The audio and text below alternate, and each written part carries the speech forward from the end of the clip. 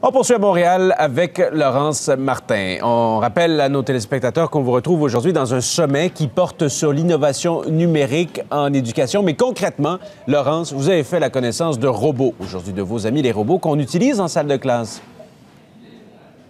Oui, dans 6 écoles du Québec, c'est un projet de chercheurs de l'Université de Montréal qui ont mis les robots qu'on va vous montrer. Donc, le robot Pepper et Nao, ce sont des robots japonais qui sont capables de détecter vos émotions, qui peuvent parler, qui peuvent danser. Donc, on les a mis dans des écoles spécialisées pour les enfants autistes. Ça aide au processus de socialisation et dans des classes régulières pour des cours de programmation.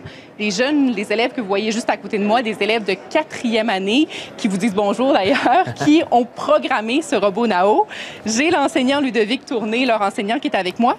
Qu'est-ce que ça amène, ça, d'avoir ce genre de robot dans une salle de classe? Vous ne pouvez pas vous imaginer la motivation intrinsèque, ce sentiment aussi de développer un sentiment de compétence, développer des habiletés sociales, travailler en équipe pour trouver des solutions. Donc, on travaille beaucoup aussi dans le domaine de la mathématique, la résolution de problèmes.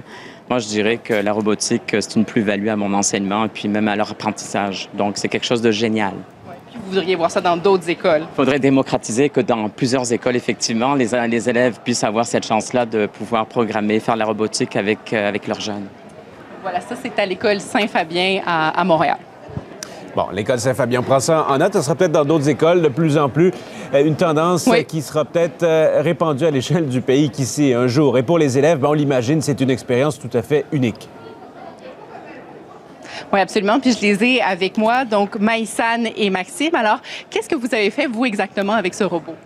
Mais moi, j'ai programmé le robot. Ensuite, j'ai cliqué sur un bouton qui lui a envoyé. Puis j'avais une petite balle, puis il la suivait à chaque fois que j'avançais. Wow, donc, tu as réussi à faire de la programmation toute seule comme ça?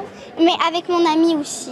Oui. Puis tu disais que ça aidait pour ta concentration aussi? Oui, ça aide beaucoup pour moi, parce que je suis un enfant diagnostiqué TDAH. OK. Donc, ça t'aide à te concentrer? Oui. Oui. Puis toi, Maxime, qu'est-ce que tu as fait avec le robot? Ben moi, j'ai fait faire à Nao le dab.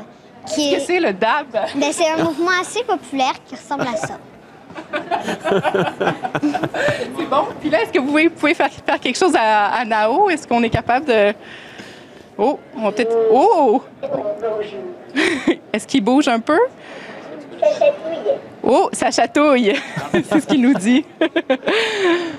Donc, vous voyez, Alexis, on est vraiment dans l'apprentissage 2, 3, 4.0 là, ici à Montréal.